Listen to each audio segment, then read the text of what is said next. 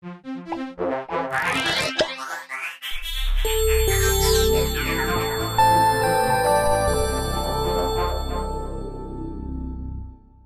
everybody, I'm Dennis. Welcome back to the Serious Shift blogcast. This is episode number 148, how to make change in your behavior stick.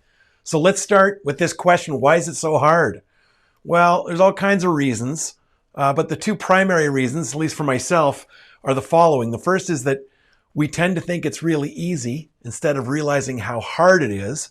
And the second is we fail to plan for what should be expected setbacks, relapses, failures. If you want to change the way you behave, the way you live, and really ultimately who you are, then you have to accept that it takes a while. They say that it can take 2 months to create a new habit as easy as drinking another glass of water a day. And most critical, you have to expect and plan and even learn to like setbacks, lapses, falling off the wagon. Relapse is a part of recovery and behavior change. The problem is we don't plan for it. When you experience a setback, you can see it as a failure. You can choose to see it as evidence that you can't do it, or you don't have the willpower, that you're not one of those people, what have you. Or if you do it properly, you can choose to see a relapse as part of the learning process. You can reframe it. If you anticipate it, then you can greet it, accept it, manage it, this setback, and move on.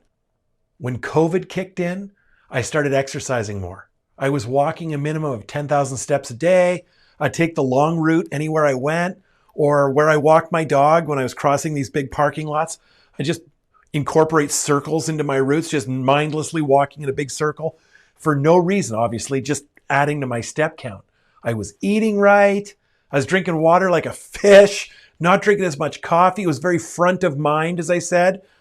And in addition to walking, I started doing push-ups like every day.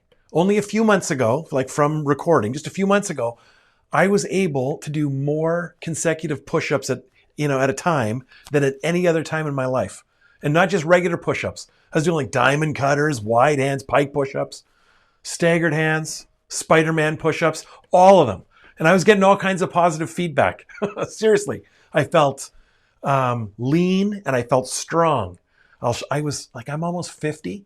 And 6 months ago, I felt like I might have been stronger than I was when I was 25. That was 6 months ago. Okay, not today. Right now, if you turn your speakers up high enough and just lean in, you can probably hear me getting squishy. One day, I noticed I hadn't done any push-ups in a while. I just kind of became aware of it. What happened was I had a setback that I'd failed to plan for. I didn't anticipate it. I had a plan to work out every day, but I didn't have a plan to restart the machinery when the inevitable relapse occurred. Failing, falling off the wagon, relapse, whatever you want to call it, it wasn't the problem. I should have known. The problem was I wasn't prepared with a plan. I didn't have in case of emergency, break glass plan. I didn't have it in place. So one of the primary influences for success is your ability to develop resiliency. Specifically, resiliency is how quickly you recover from setbacks. It's not persistence. Persistence is your willingness to try to keep the same goal in mind and try any tactic whatsoever to get you there. That's persistence. Resiliency is your willingness to realize, I've stopped doing this good thing. I've relapsed, and quickly recovering and getting right back on it. So when you suffer, a lapse, a setback, do you shrug it off and get back on the horse? Or do you scurry back to your old habits, full of shame and doubt? So today, as soon as I finish recording this, I'm going to restart my program. All of it. Eating, walking, drinking water, which I already started actually today already. Doing push-ups, all of it. The difference is that this time I'm planning for and not even dreading the inevitable relapse. It's not falling off the wagon. I'm seeing it differently. The relapse is part of the process. You have to have a relapse to get where you want to go. The sooner the better, really. When the relapse arrives, I'm going to have a plan in place. And this plan involves asking myself these 3 questions. Here's the first one. What did I learn from the setback? Okay. So what I learned this last time is that change isn't going to be easy or straightforward, and that's totally okay. I've learned that habits take a while. I've learned that the lizard is a sneaky adversary, and that he'll lay there playing dead, okay? And he's just waiting for me. And I've learned that to do anything to keep the momentum rolling is worth it. So the next time I have a day where I realize, I've had a relapse, I just got to start right away. And I can't create an excuse for myself. It's like, hey, just go do anything, Dennis. Absolutely anything is better than nothing. You're going to feel better about it later, and you're keeping that momentum rolling. Okay, here's the second question.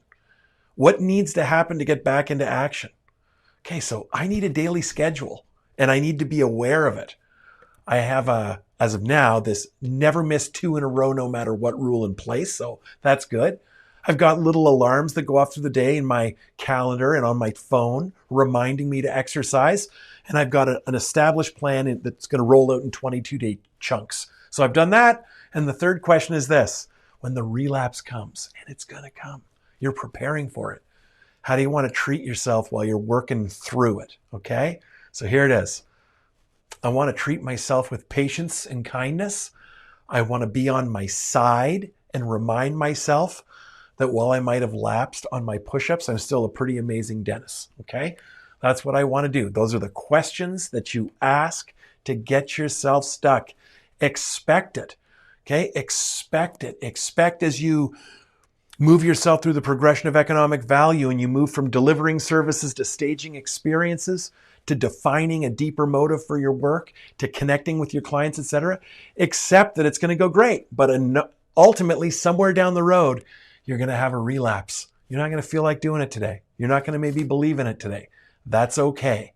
Have those questions ready, answer them ahead of time, spring into action, and keep on going. Evolution, self-improvement doesn't happen overnight. It takes time. It's worth it, and you'll be glad you did. Thanks for paying attention, everybody. You got anything to add? Comment. I'd love to talk to you about it.